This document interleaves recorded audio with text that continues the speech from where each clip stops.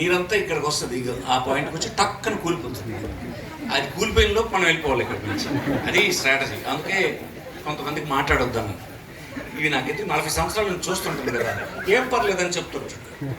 ఇలాగే ప్రమాదం అంటే ఏం పర్వాలేదయ్యా, ఏం పర్లేదు డామును కొనుక్కోద్ది. ఆ తర్వాత ఆడు చెప్తాడు ఇలాగైపోద్దని నేను అనుకోలేదు.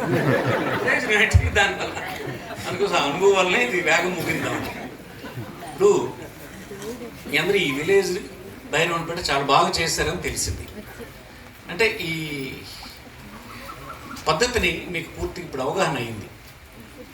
అటు సెక్రటేరియట్ సిబ్బంది కానీ, వాలంటీర్స్ కానీ, విలేజ్ లీడర్స్ కానీ, మండలం నుంచి వచ్చిన లీడర్స్ కానీ, తర్వాత ఇందులో పార్టిసిపేట్ చేస్తున్న ఇతర ఉద్యోగులకు కానీ ఒక పూర్తిగా క్లారిటీ వచ్చింది ఎలా చేయాలని.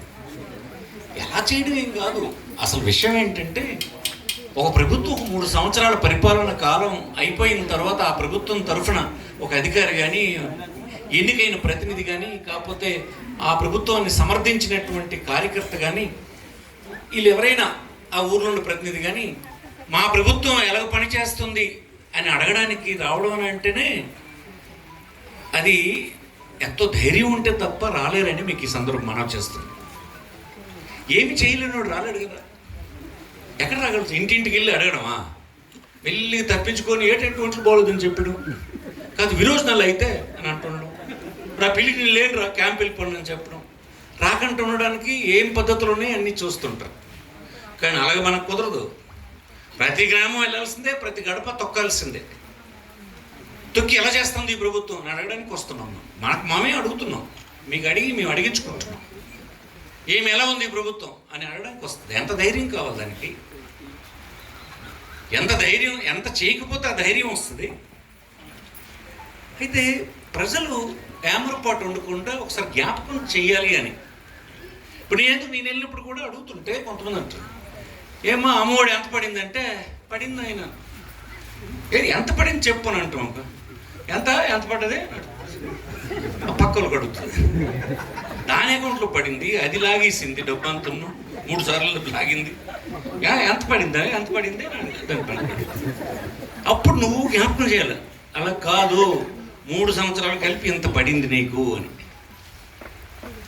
ఆ 3 సంవత్సరాలు అన్నది కూడా దానికి తెలియదు. కొన్ని సందర్భాలు తెలియదు పాపం, చదువుకోకపోవడం వల్ల, చైతన్యం లేకపోవడం, ఇంట్లో ఉన్నటువంటి మగోడు దొంగ అవ్వడం వల్ల అట్లా లాగేస్తున్నట్టు దీనికి తెలియకుండా డబ్బులు అంటే దానికి ఏమీ చెప్పడు. అందుకోసం ఇంటెలిజెంట్గా మీరు తెలియజేయాలి. మీరు ఆ కార్డు చూసినట్టే మీకు తెలిసిపోతే ఏమి పథకాలు ఆ ఇంటికి వచ్చినాయి అన్నది. అప్పుడు మీరు ప్రతి పథకంలోకి వెళ్ళాలి. సో బాగా వృద్ధులైనటువంటి తల్లిదండ్రులు 2500 రూపాయలు వాడికి అందుతుందన్న సంగతి కూడా కొంతమంది తెలియడం లేదు. నేను ఇంకా మనం 2000 రూపాయలు ఇంకా రేపు మన డబ్బులు కొద్ది వెసులుబాటు వస్తే చేయాలని నిర్ణయం చేశాం. అంటే ఈ పథకం ప్రారంభించిన మాట అది, ఎవ్రీ ఇయర్ 250 రూపాయలు చెప్పి పెంచుకుంటూ పోతామని. అయితే పక్కన తెలుగుదేశం ఏంటి చెప్తుంటాడు దానికి, ఇది పెంచితే ఏంటి లాభం, నూనె అయితే మరి నూనె ఇక్కడ కాదు, ఇక్కడ జగన్మోహన్ రెడ్డి ఉన్నాడు, పక్కనే నవీన్ పట్నాయక్ ఉన్నాడు. ఒకసారి అడిగి పట్టుకుని బస్సు మీద తీసుకెళ్ళి ఒరిస్సాలు కొనుక్కొచ్చేది రారని తీసుకెళ్ళండి. ఒరిస్సాలు ఎంత ఉందిరా? ఇప్పుడు యూపీ నాకు బీజేపీ ప్రభుత్వం ఎంత ఉందిరా నూనె రేటు? దేశంలో 20 రకాల ప్రభుత్వాలు ఉన్నాయి, ఎక్కడైనా ఆంధ్రప్రదేశ్ కంటే సవకు ఉందిరా? లేదు కదా. ఇది మీరు చెప్పాలి కదా అంటున్నాను నేను. ఆడ తెలివితేటలు కదా తగిలించి వెళ్ళిపోతాడు. ఆయన తెలుసు ఒరిస్సాలో ఇలాగే ఉంది, కేరళలో ఇలాగే ఉంది, యూపీలో ఇలాగే ఉంది, అక్కడ ఢిల్లీలో ఇలాగే ఉంది అనే సంగతి తెలుసు. కానీ ఆడు చెప్పడు, వీళ్ళు అమాయకులకు తగిలించేస్తాడు. నూనె రేటు పెరగకపోతే గడిచిన 70 సంవత్సరాల క్రితం నూనె పావులకు కూడా దొరికింది. ఎవరి ఇయర్ పెరుగుకుంటూ వస్తుంది. ఆ పెరుగుదల ఇక్కడే కాదు, దేశంలో అన్ని రాష్ట్రాల్లో ఉంది, ప్రపంచంలో ఉంది. నూనె కాదు, పెట్రోల్ డీజిల్ తక్కువ ఉన్నాయనంటే తక్కువ ఉంటే మనం ఏం చేస్తాం దానికి? పెట్రోల్ డీజిల్ కేంద్రంలో ఉండేటువంటి ప్రభుత్వం పెంచితే దేశం అంతా ఒకేలాగా ఉంటుంది. దానికి దీనికి సంబంధం లేదు. ఇలాంటి పథకం ఆ రాష్ట్రంలో లేదు నేను అంటుంది. అది మీరు చెప్పగలగా, ఒప్పించగలగా. ఇంకోటి రెండోది, ఈ 2500 రూపాయలు ఒక కార్యకర్త అందించడంలో ఇప్పుడు మా అబ్బాయి చెప్పినట్టు కరప్షన్ ఉందా, మా వాలంటీర్స్ ఇస్తున్నాడా అని అంటే అవన్నింటికి చాలా సంతృప్తి వ్యక్తం చేస్తాం. నిజం కూడా. చిన్న విషయం ఏంటి, 1వ తేదీకి ఆడు ఎత్తుక్కోకుండా 1వ తేదీకి వచ్చింది ఆడి జ్ఞాపకం లేకపోయినా వాలంటీర్ జ్ఞాపకం చేసి నీ డబ్బు వచ్చిందని తీసుకెళ్ళి ఇచ్చేస్తాడు. చిన్న విషయం, చిన్న రంజం అంటే ఇది. ప్రభుత్వంలో పని కదా, కొడుకు తండ్రికి చేయడం కాదు కదా ఇది. ఒక వాలంటీర్ స్వచ్ఛంద సేవ కూడా చేయడం పని ఇది. ఇంటికి తీసుకెళ్ళి జ్ఞాపకం చేసి ఇచ్చేస్తారు, 1వ తారీఖు వచ్చిందిరా నీ డబ్బు వచ్చిందని. నా బస్ తీసుకోకుండా ఇంటికి ఇచ్చి ఆ గడప మీద కూర్చొని 90 ఇచ్చుకొని వెళ్ళిపోతాడు. ఇది ఇతర రాష్ట్రాల్లో ఉందా? తెలుగుదేశం కార్యకర్త చెప్తే ఆడిని అడగాలి, ఆడికి కూడా తెలియదుగా అంటున్నాం. ఎప్పుడో చంద్రబాబు మాటలు వినాడు అనుకోని అప్పటి నుంచి అలాగే ఉన్నాడు. కానీ ఊర్లో నువ్వు ఉన్న పద్ధతి ఏంటి? ఒక పథకం పొందాలంటే నీకెంత వస్తుంది, నాకెంత ఇస్తావు, నీ ఇంటి మీద పసుపు జెండా ఉందా లేదా, నువ్వు ఒకరు మా పార్టీ సరిపోతే నీ ఇల్లు ఎరగొట్టేస్తాం. ఆ భయం కూడా పార్టీలో చేరుకోవడమే. అదే కదా ఈ ఊర్లో జరిగినటువంటివి. ఇల్లు ఎరగొట్టేస్తాం అంటాడు, పార్టీ మారి వెళ్ళిపోండాడు. మనం నిన్ను పని చేయగలను కదా, ఇప్పుడు సేమ్ పని నేను చేయగలను. కానీ ధర్మం ప్రసాద్ చేస్తాడా? ఇది చెడ్డ పని, నేను చేయకపోవడం అనేది చెడ్డ పని, అదేమో గొప్ప పని. ఇక సమాజం ఎటు నడుస్తుందో చూడండి. జనం ఇవన్నీ తారతమ్యాలని అంచనాలని వేసే స్థితికి ఎదిగేటట్టు మనం అందరం కలిపి తయారు చేయాలి. పరిపాలన ఎక్కడి నుంచి ఎక్కడికి వచ్చింది? ఇప్పుడు ముందు కూర్చున్న పిల్లలు, యూనిఫామ్ వేసుకున్న పిల్లలు హైలీ ఎడ్యుకేటెడ్ పీపుల్. మీ గ్రామంకి వచ్చి కూర్చున్నారు ఇప్పుడు.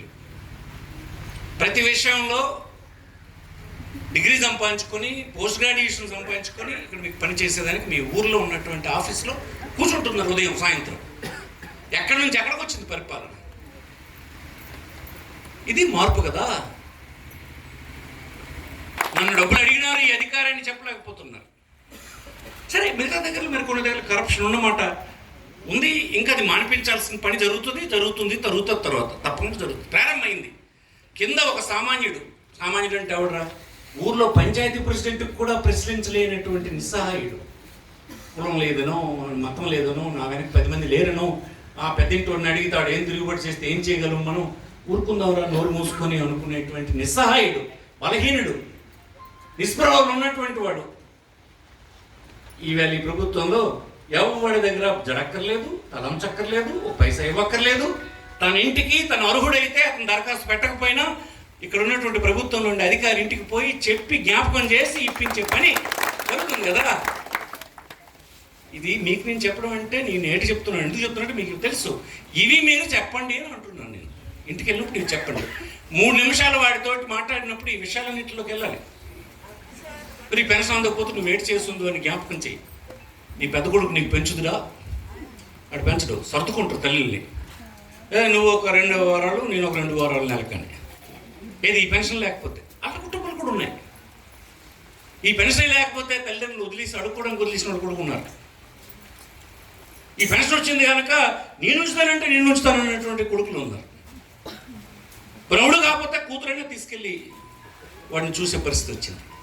మీరు అది జ్ఞాపకం చేస్తుంది, అది తెలుస్తుంది. మరి బాబు ఒక్కసారి కళ్ళు మూసుకో, ఈ 2500 రూపాయలు నీకు అందకుండా ఉంటే మీ పరిస్థితి ఎలాగుండేదిరా అని అడుగు. అప్పుడు జగన్మోహన్ రెడ్డి సంగతో, వైఎస్ఆర్ కాంగ్రెస్ పార్టీ సంగతో వాడికి అర్థమవుతుందని మీకు సందర్భం చేస్తాను. ఒక తల్లి అకౌంట్లో పడినటువంటి 15,000 రూపాయలు పడకపోతే ఆ పిల్లల కోరికలు ఆ తల్లి తీర్చగలదా అనేటువంటి మాట మీరు అడగండి. ఇలా ప్రతి పథకం వెనుక హై స్కూల్లో కథ, డిగ్రీలో, ఇంటర్మీడియట్లో చదువుకుంటున్నటువంటి వసతి దేవునో, విద్యార్థి దేవునో డబ్బు కింద పడుతున్నటువంటి డబ్బు అందకపోతే ఆ తల్లి ఏం చేసేదో అడగండి. ప్రతిసారి భర్త నువ్వు నా ఇంట్లోంచి పోవా అన్నటువంటి భార్యకు ఒక స్థలం ఇచ్చి ఇల్లు కట్టి డబ్బు అంతా ఆమె అకౌంట్లో వేస్తే ఆ భర్త ముందు, ఆ పిల్లల ముందు, కుటుంబ సభ్యుల ముందు ఆ తల్లి తాలూగా గౌరవం ఎంత పెరిగిందో ఒకసారి మీరు జ్ఞాపకం చేయండి. ఇది అసలు విషయం. ఈ ప్రోగ్రాంలో అసలు విషయం ఇది. ఎందుకు చేయదు? ఇది చేసింది ప్రభుత్వం, దర్జాగా చేసింది, ధైర్యంగా చేసింది, నిజాయితీగా చేసింది, మార్పు తీసుకొచ్చింది సమాజంలో. మీకు ఇంకా అదరిపడ్డం ఏంటి? మీరు చెండాడండి పడి. ఎవరు టీడీపీ కూడా మాట్లాడడానికి ఎవరికైనా ఉందా? దమ్ముందా? ఎవడైనా మాట్లాడగలరా? ఎన్ని మార్పులు వచ్చినాయి, ఎంత చేంజ్ వచ్చింది సమాజంలోనూ. ఇది కనిపిస్తే జగన్మోహన్ రెడ్డి పనికిరాడా? ఏంటి పనికిరాడు? ఏంటంటే బుర్రకాయ తెలుసు వాళ్ళకి. ఇది మార్పు కాదా? ఈ మార్పుకు కారణం వైఎస్ఆర్ పార్టీ కదా. ఇది కదా పాలన అంటే. మనకి కార్యకర్తలకి పరిస్థితులు బాగలేవు అనే మాట ఉంటే ఉండొచ్చు. అంటే వాడు చెరువు నీరు గట్టు పొట్ట నా డబ్బులు దొరికినాడు మనకు అవకాశం రాలేదని మనం అంటే ఇలా గట్టు పొట్ట ఆడు తిన్నాడు, మరి ఆ పాపం అంతా జనం ఆ కోపం చూపించినారు అప్పుడు. అలాగే మనము చేద్దాం అని అంటే రాజకీయాల్లో అది ఉండకూడదని వైఎస్ఆర్ పార్టీ అనుకుంటుంది. కరప్షన్ అనేది ఉండకూడదు, ఇలాగ అవినీతి ఉండకూడదు. కొద్దిగా మీరు గౌరవం, రాజకీయాల్లో పనిచేసేవాడికి ఫైనల్గా గౌరవం ఉంటుంది. ఎంత ధనవంతుడికైనా ఉండదు, కానీ రాజకీయాలు సమాజం సేవ చేస్తున్నటువంటి వాడికి ఉండే గౌరవం అది గొప్పది. అది ఆనందించడం ప్రారంభించాలంతే. దాంట్లో ఉండే గౌరవాన్ని ఆనందించడం ప్రారంభించాలి. అది కడుపు మాడిపోతుంటే గుడ్డు మాడిపోతుంటే ఎన్ని రోజులు ఆనందిస్తామని అంటే నేనేం చేయలేను. దానికి మనం గౌరవప్రదమైన సంపాదన ఒకటి ఆర్జించడానికి ఒక పని పెట్టుకోవాలి. ఫుల్ టైం కాకపోయినా పార్ట్ టైం అని ఒకటి చేసుకుంటూ పార్ట్ టైం ప్రజా జీవితంలో ఉండడానికి ప్రయత్నం చేయాలి. అది సాధ్యం లేని వాళ్ళు కొంతమంది పూర్తిగా ఇంటి నడపడానికి కుటుంబాన్ని నడపడానికి ప్రాధాన్యత ఇవ్వాలి, తప్పేం లేదు. అందుకోసం ఈ స్టైల్ మనం అలవాటు చేసుకుందాం. మంచి సమాజాన్ని నిర్మాణం చేయడానికి నడుము కడదాం. ఈ ప్రభుత్వం చేస్తున్నటువంటి కార్యక్రమాన్ని ప్రజలందరికీ ఒప్పించే పని మనం ఒప్పించలేక మన తప్ప ఇది ప్రభుత్వం తప్పని మనం అనలేము. మీకు చెప్తారు ఎక్కడో ఇల్లు రోడ్డు ఎలాగుందిరా, ఇల్లు బట్టి ఎలాగుందిరా, ఎన్ని రోజులు ఉందిరా, 75 సంవత్సరాలు అయింది. అవన్నీ ఎందుకు చేసేలేకపోయినారు మీరు? 3 సంవత్సరాలు వచ్చి నీ ప్రభుత్వం చేస్తుంది నిన్ను ఎందుకు చేస్తుంది ప్రభుత్వం? ఈ ప్రభుత్వం మీ ఊర్లో సెక్రటేరియట్ కట్టింది, ఈ ప్రభుత్వం మీ ఊర్లో ఒక వెల్నెస్ సెంటర్ కట్టింది, ఈ ప్రభుత్వం మీ ఊర్లో ఒక రైతు భరోసా కేంద్రం కట్టింది.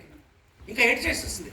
3 సంవత్సరాలలో ఇన్ని డబ్బులు ఇచ్చేస్తూ, ఇన్ని కుటుంబాలను ఆనందంగా ఉంచుతూ, చింత లేకుండా చేస్తూ ఇన్ని చేసింది. ఇది కాకుండా చేసేయాలని అంటే 3 సంవత్సరాల్లోనే ఈ ప్రభుత్వం చేస్తే 75 సంవత్సరాలు పరిపాలన చేసిన ప్రభుత్వాలన్నీ ఏం చేసినట్టు? అవి ఎందుకు ఉండిపోయినాయి ఇప్పుడు దాకా? ఈ మాటలకు సమాధానం మీ దగ్గర ఉంది, మీరు ఆలోచిస్తే మీకు తెలుస్తుంది. ఇంకో 2 years ఉంది, ఇంకో 2 years కూడా ఇదే పని చేస్తాం మనం. మరి కొన్ని పూర్తి చేస్తాం, మిగిలిపోయిన నెక్స్ట్ టైం చేస్తాం.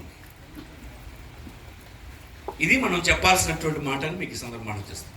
అందరినీ అభినందిస్తున్నాను. ఎంపీడీఓ కానీ, తహసీల్దార్ కానీ, సెక్రటేరియట్ సిబ్బంది కానీ, వాలంటీర్స్ కానీ, మహిళా గ్రూపులకు సంబంధించిన లీడర్స్ కానీ, ముఖ్యంగా మా విలేజ్ లీడర్ అయినటువంటి వాసు కానీ, వాటితో కలిపి పనిచేస్తున్న రైంద్రరాజారావు ఇతర వర్కర్స్ కానీ, ఈ ఊరికి మంచి పార్టీ కార్యకర్తలు, గట్టివాళ్ళు, నాలెడ్జ్ ఉన్నవాళ్ళు, గట్టి వాళ్ళు ఉన్నారు. పాపారావు, వీళ్ళు అందరూ పేర్లు ఒక జనేలాద్రి, అందరూ బారికే జనేలాద్రి, అందరూ చిన్న మనస్పర్ధలు. చిన్న మనస్పర్ధల వలన నష్టపోయినారు. మీరు నేను చెప్తూనే ఉన్నాను. బలమైన అందరం కలిసి 2 ముక్కలు అయిపోతే తగ్గిపోతాం కదా. అందరం కలిస్తే బలంగా ఉంటాం. మనం బలంగా ఉండడం దేనికోసం అని అంటే ప్రజల కోసం. మనం లేకపోతే మళ్ళీ ఈ సమాజం ఇలా ఉండదు, మళ్ళీ కరెక్ట్ ప్రపంచం అయిపోతుంది, దుర్మార్గులు వస్తారు, దుర్మార్గులు వచ్చి మళ్ళీ మీకు రూల్ చేస్తారని మీకు ఈ సందర్భంగా మనం చేస్తాం. అందుకోసం మిగతా గ్రామాల్లో కార్యక్రమాన్ని కూడా ఇంటింటికి వెళ్ళేటువంటి వ్యక్తుల్ని సీనియర్స్ని ఐడెంటిఫై చేయండి, పూర్తి సమాచారం పెట్టుకొని రండి. ఇంటికి వెళ్ళేటప్పటికి ప్రింటింగ్లో కొన్ని విషయాల్ని నమోదు చేసినప్పుడు తప్పులు ఉంటే వాలంటీర్స్ ముందే దాన్ని కరెక్ట్